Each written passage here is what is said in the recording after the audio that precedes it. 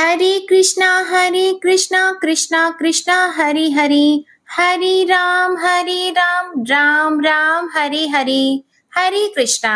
आप सभी भक्तजनों को आषाढ़ मास के कृष्ण पक्ष की योगिनी एकादशी की हार्दिक शुभकामनाएं।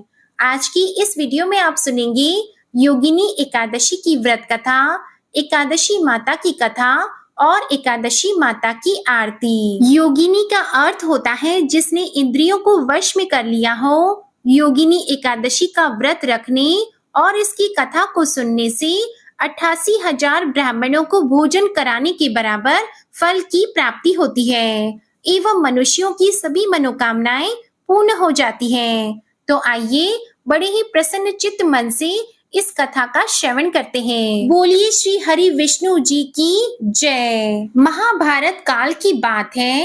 एक बार धर्मराज युधिष्ठिर ने भगवान श्री कृष्ण से कहा कि हे त्रिलोकीनाथ, मैंने ज्येष्ठ मास के शुक्ल पक्ष की निर्जला एकादशी की कथा सुनी, जिसे सुनकर बहुत ही अच्छा लगा। अब आप कृपा करके आषाढ़ मास के कृष्ण पक्ष की एकादशी की कथा सुनाइए। इस एकादशी का नाम क्या है? इस एकादशी का महत्व विस्तार पूर्वक मुझे सुनाइए। यह सुनकर श्री कृष्ण भगवान ने कहा कि हे पांडु पुत्र, आषाढ़ मास के कृष्ण पक्ष की एकादशी का नाम योगिनी एकादशी है। इस व्रत के करने से सभी पाप नष्ट हो जाते हैं। इस व्रत को करने वाला व्यक्ति श्राप से मुक्ति पाता है। यह व्रत इस लोक में तथा परलोक में मुक्ति देने वाला है। हे धर्मराज, यह एकादशी तीनों लोकों में प्रसिद्ध है। इसके व्रत से सभी पाप नष्ट हो जाते हैं। तुम्हें मैं पुराणों में कही हुई कथा सुनाता हूँ, ध्यान पूर्वक सुनो। अलकापुरी नाम की एक नगरी थी। उस नगरी में कुबेर नाम का एक राजा राज्य करता था। राजा कुबेर परम शिव भक्त था। वह पूरी विधि विधान से रोजाना भगवान भोलेनाथ की पूजा अर्चना किया करता था। राजा कुबेर का एक यक्ष सेवक था जिसका नाम था हेममाली। वह राजा की शिव पूजा के लिए रोजाना ताजे फूल तोड़कर लाया करता था। हेममाली की विशालाक्षी नाम की बहुत ही सुंदर पत्नी थी। वह अपनी पत्नी से खूब प्रेम करता था। एक दिन की बात है, राजा का सेवक हेममाली मानसरोवर से फूल लाने गया तो फूल लेकर सीधा अपने घर अपनी पत्नी से मिलने के लिए चला गया। घर जाकर हेममाली ने फूलों को एक तरफ रख दिया और अपनी पत्नी के साथ बातें करने लगा, किंतु कामातुर होने के कारण वह अपनी पत्नी के साथ रमण करने लगा। इस भोग विलास में दोपहर हो गई। वह भूल चुका था कि राजा ने मुझे किस काम के लिए भेजा था। उधर राजा सुबह से ही हेममाली की राह देख रहे थे। इंतजार करते करते दोपहर हो गई तो राजा ने सोचा कि पूजा का समय तो बीतता ही जा रहा है। आज हेममाली पता नहीं फूल लेकर क्यों नहीं आया। रोजाना तो सही समय पर आ जाता था। ना जाने आज ऐसी कौन सी बात हो गई जो पूजा के वक्त फूल लेकर नहीं पहुंचा। सेवकों को भेजकर पता कराना होगा। तो राजा ने सेवकों को आज्ञा दी कि तुम लोग पता करो कि हेममाली आज अभी तक फूल लेकर क्यों नहीं आया। तो राजा की आज्ञा पाकर राजा के सेवक मानसरोवर पर हेममाली को तलाशने के लिए गए, लेकिन हेममाली वहां पर कहीं भी दिखाई नहीं दिया। सब जगह उसे ढूंढकर वे उसके घर गए तो उसके घर जाकर देखा तो वह तो अपनी पत्नी के साथ था। तो वह सीधे राजा के पास आए और कहने लगे कि हे राजन, आज हेममाली तो अपनी पत्नी के साथ रमण कर रहा है। तो राजा को यह सुनकर बहुत ही गुस्सा आया और वे सोचने लगे कि वह ऐसा कैसे कर सकता है। वह वर्षों से शिवजी की पूजा के लिए नियमित समय पर फूल लेकर आता है। तो अत्यधिक गुस्से के साथ राजा कुबेर ने हेममाली को बुलाने की आज्ञा दी। जैसे ही राजा के सैनिक हेममाली को बुलाने के लिए उसके घर गए तो वह तो बुरी तरह से डर गया। डर से कांपता हुआ राजा के सामने उपस्थित हुआ तो राजा उसे देखते ही बहुत ही क्रोधित हो गए। क्रोध में राजा कुबेर के होंठ फड़फड़ाने लगे और राजा ने गुस्से में कहा कि अरे अधम, तूने मेरे परम पूजनीय देवों के देव भगवान शिव जी का अपमान किया है। मैं तुझे श्राप देता हूँ कि तू स्त्री के वियोग में तड़पे और मृत्यु लोक में जाकर कोड़ी का जीवन व्यतीत करे। राजा कुबेर के श्राप से हेममाली उसी समय स्वर्ग से पृथ्वी पर जा गिरा और कोड़ी हो गया। उसकी पत्नी भी अचानक से गायब हो गई। तो मृत्यु लोक में आकर उसने अनेक भयंकर कष्ट भोगे, किंतु शिवजी की कृपा से उसकी बुद्धि मलिन नहीं हुई। उसे अपने पूर्व जन्म का सब कुछ याद था। वह अनेक कष्टों को भोगता हुआ तथा अपने पूर्व जन्म के कुकर्मों को याद करता हुआ हिमालय पर्वत की तरफ चल पड़ा।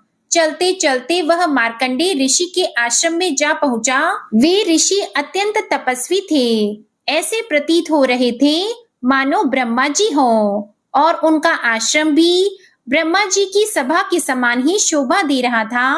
ऋषि को देखकर हेममाली वहां गया और उन्हें प्रणाम करके उनके चरणों में गिर पड़ा और विनती करने लगा कि हे ऋषि, मुझे इस श्राप से मुक्ति दिलाओ। तो हेममाली को देखकर मार्कंडेय ऋषि ने कहा कि तूने कौन से निष्कृष्ट कर्म किए हैं जिससे तुझे कोढ़ हो गया और भयानक कष्ट भोग रहा है, मुझे विस्तार पूर्वक बताओ। तो महर्षि की बात सुनकर हेममाली बोला कि हे मुनि श्रेष्ठ, आपसे कुछ भी छुपा नहीं है। मैं राजा कुबेर का अनुचर था। मेरा नाम हेममाली है। मैं प्रतिदिन मानसरोवर से फूल लाकर शिवजी की पूजा के लिए राजा को दिया करता था। एक दिन मैं मानसरोवर से सीधे फूल लेकर अपने घर चला गया और वहां अपनी पत्नी के साथ समय बिताने लगा। तो मुझे समय का बिल्कुल भी ज्ञान नहीं रहा। ना जाने कब दोपहर हो गई। राजा फूलों का इंतजार करते करते क्रोधित हो गए। उन्होंने मुझे बुलाने के लिए अपने सेवकों को भेजा। तब मुझे आभास हुआ कि आज मुझसे कितनी बड़ी गलती हो गई। लेकिन जब मैं जैसे ही राजा के पास पहुंचा तो राजा ने क्रोधित होकर मुझे श्राप दे दिया। श्राप देते हुए कहा कि तू अपनी स्त्री का वियोग और मृत्यु लोक में जाकर कोड़ी बनकर दुख भोगेगा। इसी कारण से मैं कोड़ी हो गया हूँ तथा पृथ्वी पर भयंकर से भयंकर कष्ट भोग रहा हूँ। अतः आप कृपा करके मुझे कोई ऐसा उपाय बताइए जिससे मेरी मुक्ति हो जाए।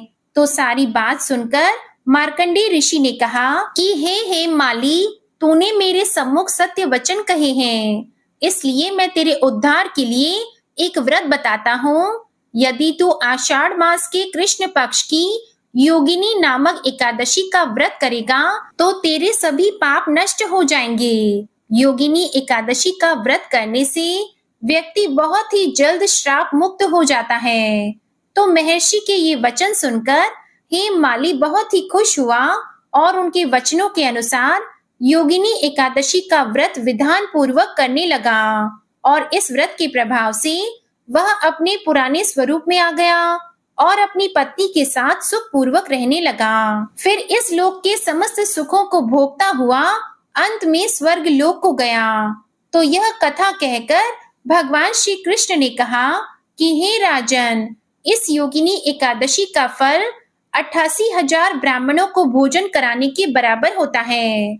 इसके व्रत से सभी पाप नष्ट हो जाते हैं, व्यक्ति श्राप मुक्त हो जाता है और अंत में मोक्ष को प्राप्त करके प्राणी स्वर्ग का अधिकारी बन जाता है। बोलिए श्री हरि विष्णु जी की जय। अब सुनिए एकादशी माता की कथा। एक बार एक राज्य में एक राजा रहा करता था। राजा बहुत ही बुद्धिमान और बलशाली था। राजा सदा ही अपनी प्रजा का बहुत अच्छे से ध्यान रखता था। प्रजा भी राजा को बहुत पसंद करती थी। राजा की 2 बेटियां थी। राजा अपनी दोनों बेटियों से बहुत प्रेम करता था। राजा की छोटी बेटी देखने में बहुत सुंदर और आकर्षित थी और राजा की बड़ी बेटी छोटी बेटी के मुकाबले थोड़ी कम सुंदर थी। राजा की छोटी बेटी माता की पूजा किया करती थी और सभी लोग राजा की छोटी बेटी से बहुत प्रेम करते थे और बहुत प्रशंसा किया करते थे। राजा भी अपनी छोटी बेटी को बड़ी बेटी से अधिक प्रेम करता था, जिसके कारण राजा की बड़ी बेटी को अपनी छोटी बहन से बहुत नफरत होने लगी थी। राजा की दोनों बेटियां जब बड़ी हो गई तब एक पड़ोस के राज्य में रहने वाले राजकुमार राजा की बड़ी बेटी के लिए रिश्ता लेकर आया।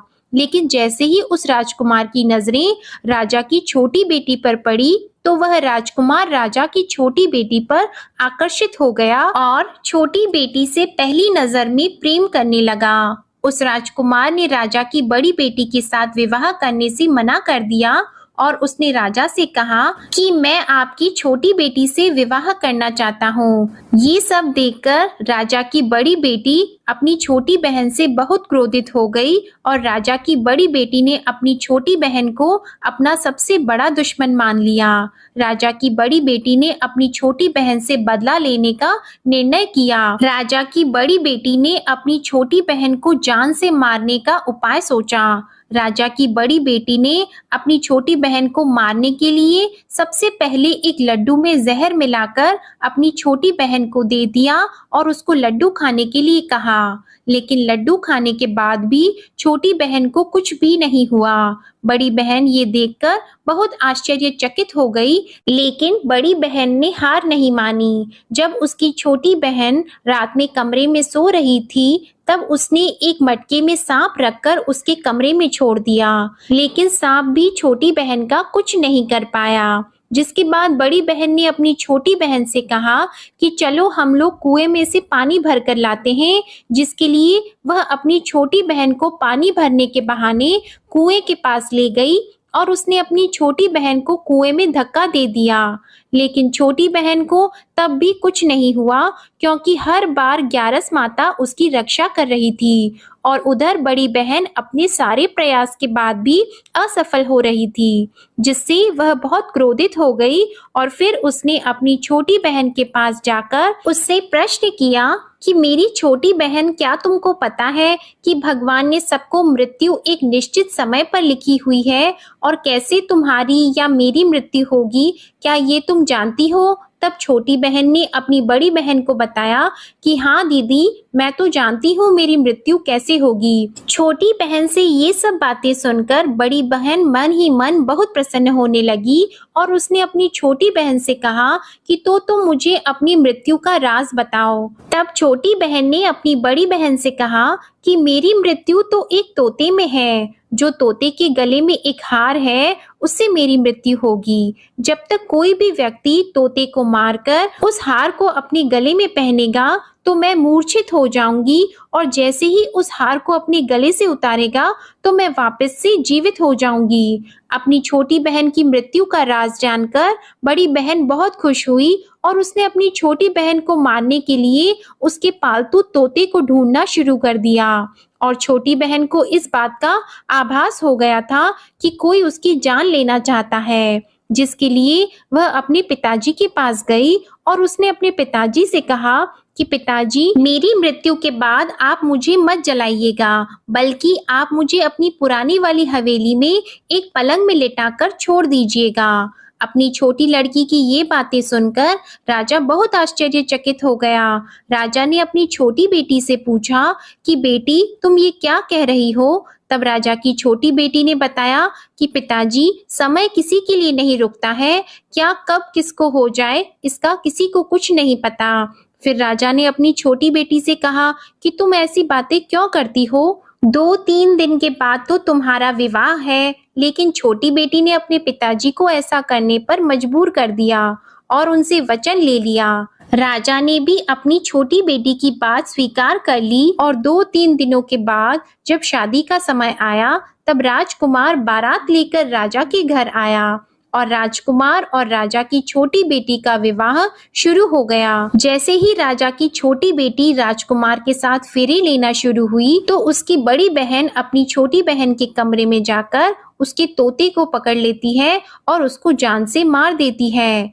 तोते के गले में जो हार था उसको अपने गले में धारण कर लेती है और जैसे ही बड़ी बहन उस हार को अपने गले में धारण करती है तो उधर छोटी बहन 3.5 ही फेरे ले पाती है और वहीं पर बेहोश होकर गिर जाती है। जिसके बाद राजा ने बड़े बड़े दर्द हकीमों को बुलाया और अपनी छोटी बेटी का इलाज करने के लिए कहा। राजा की बात सुनकर जब वैद्य ने छोटी बेटी को देखा तो राजा को बताया कि आपकी छोटी बेटी ना तो जीवित है और ना मरी हुई है। ऐसा मैं पहली बार देख रहा हूँ। राजा ने वैद्य और हकीम को ये बात बाहर बताने से मना कर दिया और उनको कहा कि अगर तुमने ये बात किसी को बाहर बताई तो हम तुमको फांसी दे देंगे। राजा ने अपनी छोटी बेटी को पुराने महल में जाकर एक पलंग में लेटा दिया और वहां पर कुछ सैनिकों को तैनात कर दिया। इसके बाद राजा वापस अपने महल पर आ गया। राजा की बड़ी बेटी अपने पिताजी के पास आई और कहने लगी कि पिताजी, अगर ये शादी संपन्न नहीं हुई तो आपकी इज्जत का क्या होगा? आप कहें तो मैं आपकी इज्जत बचाने के लिए राजकुमार से शादी करने के लिए तैयार हूँ। जिसके बाद राजा ने अपनी बड़ी बेटी की बात मान ली और राजा ने बड़ी बेटी को छोटी बेटी के कपड़े पहनाकर मंडप में भेज दिया। लेकिन राजकुमार ये जान गया कि ये राजा की छोटी बेटी नहीं है बल्कि ये राजा की बड़ी बेटी है। लेकिन जब राजकुमार ने शादी करने से मना किया तो सभी लोगों ने राजकुमार को बेबस करके राजा की बड़ी बेटी से बचे हुए फेरों को संपन्न करा दिया और विवाह संपन्न हुआ। जिसके बाद राजकुमार राजा की बड़ी बेटी को अपने महल में ले गया। विवाह होने के बाद राजकुमार उससे ना तो बात करता था, ना उसे पसंद करता था और ना ही उसके आसपास भटकता था। और राजकुमार ने ये फैसला लिया था कि वह अपनी प्रेमिका को ढूंढ कर रहेगा और ये जानकर रहेगा कि उसके साथ क्या हुआ है। एक दिन राजकुमार अपने घोड़े पर सवार होकर राजा के पुराने महल के पास पहुंचा, जहां पर उसने कुछ सैनिकों को देखा। महल के पास पहुंचकर राजकुमार ने जब महल को ध्यान से देखा तो वह समझ गया कि ये तो हमारे ससुर जी का महल है। तब राजकुमार ने सैनिकों से पूछा कि तुम लोग यहाँ क्या कर रहे हो और इस महल के अंदर उस पलंग में कौन लेटा है? जिसके बाद सैनिकों ने बताया कि यहाँ पर राजा की छोटी बेटी लेटी है। ये सुनकर राजकुमार बहुत प्रसन्न हो गया और वह तुरंत अपनी प्रेमिका के पास पहुंच गया और उसकी सेवा करने लगा। जैसे ही रात हुई तो राजा की छोटी बेटी उठकर खड़ी हो गई। राजकुमार ये देखकर बहुत खुश हो गया और उसने अपनी प्रेमिका से पूछा कि तुम यहाँ क्या कर रही हो? तुम मेरे साथ मेरे घर चलो। राजा की छोटी बेटी ने राजकुमार को सारी बातें बता दी कि मेरी जान एक तोते में बसती थी और मैंने ये बात सिर्फ अपनी बड़ी बहन को बताई थी और मुझे पता है कि उसने ही मुझे मारने का प्रयास किया है।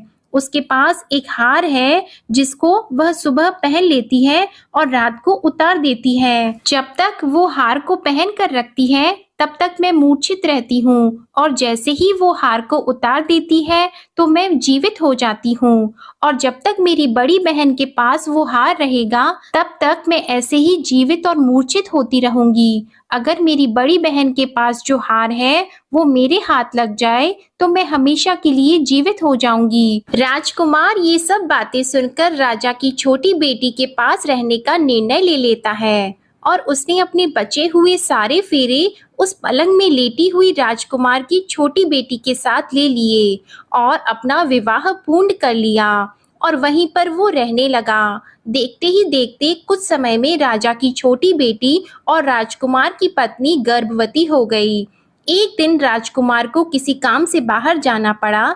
तब छोटी बहन के पेट में बहुत तेज से दर्द होने लगा, जिसके बाद उसने माता का आह्वान किया। जिसके बाद वहां माता प्रकट हुई और उन्होंने अपने भक्तों के दर्द को दूर किया और एक पुत्र की प्राप्ति करवाई। और वहीं पर अचानक से राजकुमार भी आ गया। राजकुमार ने ग्यारस माता को देखा तो वह आश्चर्यचकित हो गया और उसने तुरंत ग्यारस माता को प्रणाम किया और ग्यारस माता ने राजकुमार से कहा, जब तुम्हारा पुत्र 5 वर्ष का हो जाए तो तुम आकर अपनी पत्नी का हार इसके गले में डाल देना। और देखते ही देखते राजकुमार और राजा की छोटी बेटी का पुत्र 5 वर्ष का हो जाता है। तो राजकुमार अपने बेटे से कहता है कि बेटा, मैं कुछ काम से बाहर जा रहा हूँ, तुम अपनी माता का ध्यान रखना, और वहां से चला जाता है।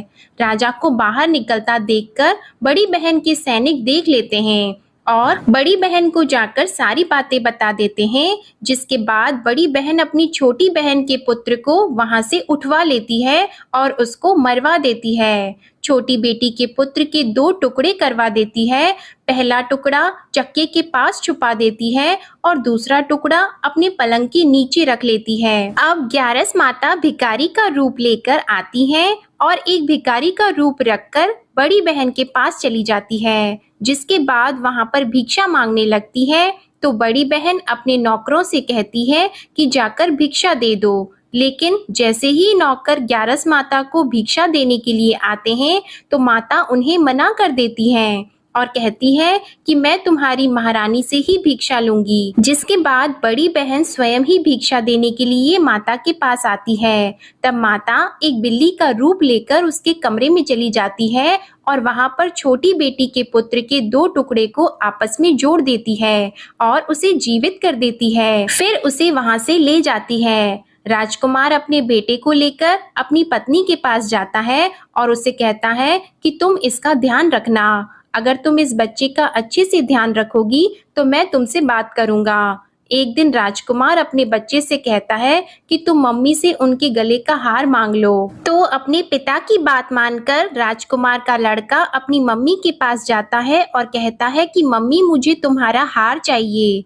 यह सुनकर पहले तो बड़ी बहन बहुत क्रोधित होती है, पर उसको यह याद आता है कि राजकुमार ने कहा था कि अगर मैं इस बच्चे का ध्यान अच्छे से रखूंगी तो वह मुझसे बात करेंगे, जिसके कारण वह हार उस बच्चे को दे देती है और वह तुरंत हार को ले जाकर अपने पिताजी को दे देता है। और तभी राजकुमार अपने बेटे को लेकर वहां से जाने लगता है और अपनी पत्नी से कहता है कि तुम हमारे लिए खाना बनाकर रखना, मैं शाम को आकर तुम्हारे साथ खाना खाऊंगा। और वह अपने बेटे को लेकर वहां से चला जाता है। जिसके बाद वह राजा के पास जाता है और उनको सारी बातें बता देता है। राजा अपनी बड़ी बेटी की ये करतूत सुनकर बहुत क्रोधित होते हैं और अपनी परवरिश पर ही दोष देने लगते हैं। राजकुमार को अपनी छोटी बेटी के साथ रहने के लिए आदेश दे देते हैं। इस प्रकार ग्यारस माता की कृपा से राजकुमार और राजा की छोटी बेटी सुखपूर्वक रहने लगे। प्रेम से बोलिए एकादशी माता की जय। प्रेम से बोलिए माता लक्ष्मी और भगवान विष्णु की जय। माता पार्वती और भगवान शंकर की जय। कथा के बाद अब आप आरती श्रवण कीजिए। ओम जय एकादशी माता, मैया जय एकादशी माता। विष्णु पूजा व्रत को धारण कर, विष्णु पूजा व्रत को धारण कर, शक्ति मुक्ति पाता। ओम जय एकादशी माता। तेरे नाम गिनाऊं देवी, भक्ति प्रदान करनी, मैया भक्ति प्रदान करनी। गण गौरव की देनी, गण गौरव की देनी, माता शास्त्रों में वरनी।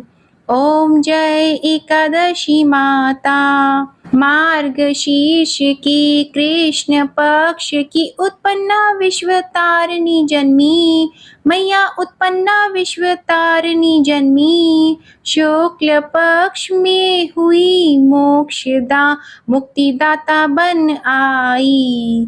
ओम जय एकादशी माता। पौष के कृष्ण पक्ष की सफला नामक है, सफला नामक है। शुक्ल पक्ष में होए पुत्रदा, आनंद अधिक रहे। ओम जय एकादशी माता। नाम षटतिला माघ मास में कृष्ण पक्ष आवे, मैया कृष्ण पक्ष आवे। शुक्ल पक्ष में जया कहावे, शुक्ल पक्ष में जया कहावे, विजय सदा पावे। ओम जय एकादशी माता।